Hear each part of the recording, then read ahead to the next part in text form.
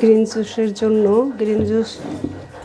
আজকে যেটা হচ্ছে শসা, আপেল, আদা, তারপর হচ্ছে লেবু, আর এখানে যে পাতার মধ্যে নিয়েছি বিলাতি ধনিয়া পাতা, আর হচ্ছে যে পুঁই পাতা, যে পুঁই পাতাগুলো নষ্ট হয়ে যাবে নিচের দিক থেকে সেই পাতাগুলো আমি বেছে বেছে নিয়ে আসছি, যেহেতু নিজেদের গাছের পাতা, আর আছে তেলাকুচা পাতা, পুদিনা পাতা। এই হচ্ছে আজকের গ্রিন জুসের উপকরণ। তো এটা আমি কী করে নিই, আগে ব্লেন্ড করে নিয়ে আসি।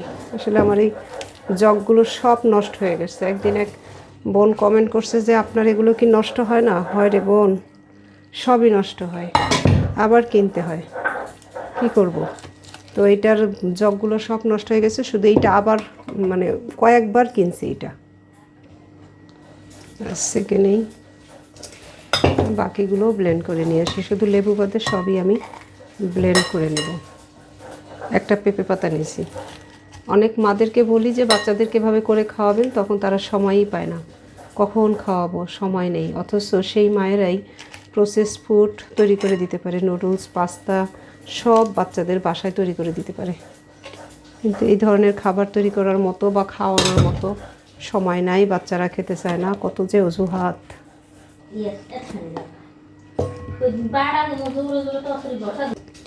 মায়েদের বলছি সময় থাকতে মনোযোগ দিন বাচ্চাদের প্রতি।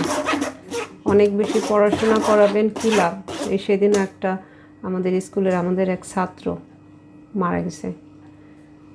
কি হয়েছে? তার লিভার নষ্ট হয়ে গেছে। তারপর সেই রানী হামিদ, কায়সার হামিদ, যাদের কথা শুনে শুনে বড় হয়েছি, সেই ঘরের, সেই খেলোয়াড় ঘরের সন্তান লিভারে নষ্ট হয়ে মারা যায়। আমি আসলে ওই মেয়েটার ভিডিও আগে দেখিনি, যে মারা যাওয়ার পর এত আলোড়ন, তখন ওর কিছু ভিডিও আমার চোখের সামনে আসলো, দেখে ভাবলাম এত প্রতিভা মেয়েটার, কিন্তু সেই মেয়েটা কি করলো, তার ফুড ব্লগ করে সে ভালো খাবারেরটাও করতে পারতো, তাই না? মাত্র 31 বছর বয়স একটা মেয়ে, তার জীবনের কেবল শুরু, তাই না? সেই সময় সে লিভার নষ্ট হয়ে মারা গেল। অত মোটা, ইনসুলিন রেজিস্ট্যান্স, তারপরে সে কী পরিমাণ বাইরের খাবার খেত, এবং সে মানে খুব করে বলতো যে আমি এগুলো খাচ্ছি, আমি এটা করছি, এরকম করছি।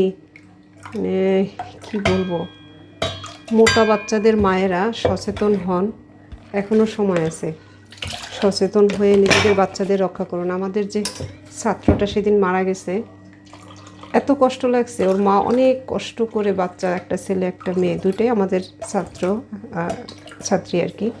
তো কত কষ্ট করে বাচ্চা দুটোকে বড় করছিল মা, অনেক কষ্ট করে, অনেক কষ্ট। একটা স্বপ্ন ছিল যে ছেলেটা ভালো ছাত্র ছিল, যে হয়তো বা বড় হলে তার কষ্ট দূর হবে।